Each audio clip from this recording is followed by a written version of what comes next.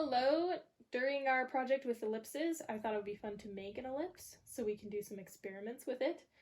And I just found on the internet how to make one. You just pick your two foci. I use tacks. You make a string as a little loop around it, and then you just lightly stretch it with a pencil, and you just trace it all the way around like this. So once we finish making this, we're gonna start experimenting with the reflective ability of ellipses. Now what I've done off camera is I've made about a 1.5 inch strip and just taped it to the outline I drew.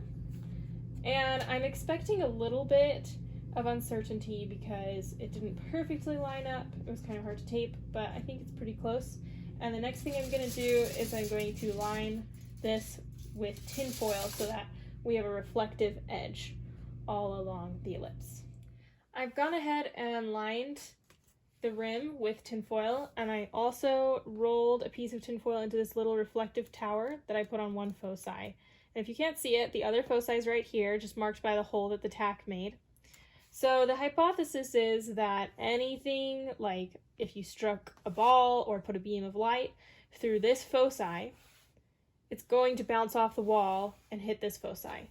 So we've got this green laser pointer, and we're going to see if that hypothesis is true for this ellipse model.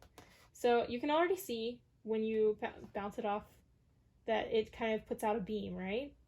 So if we put it straight towards the foci, so it's making this line towards the wall, you can see that it's bouncing off onto the tower. Turning on the laser, right now it's not pointing towards the foci, so you see that it bounces off, and you can kind of see the direction of it bouncing off. See, so now it's hitting this side. Alright, so I've drawn a couple of guidelines through the foci.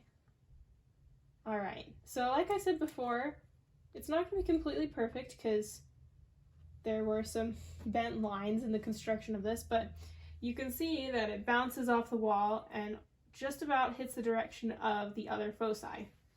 Okay, let's try from another angle. See, so that's not completely perfect, but you can just faintly see that it's bouncing off towards the foci again. Let's try from another angle. Now this angle might be blocking itself. Let's try a different angle. Okay, this one is actually really clear. You can see it's bouncing off here and it's directly hitting the tape at the top of that reflector tower at the other foci.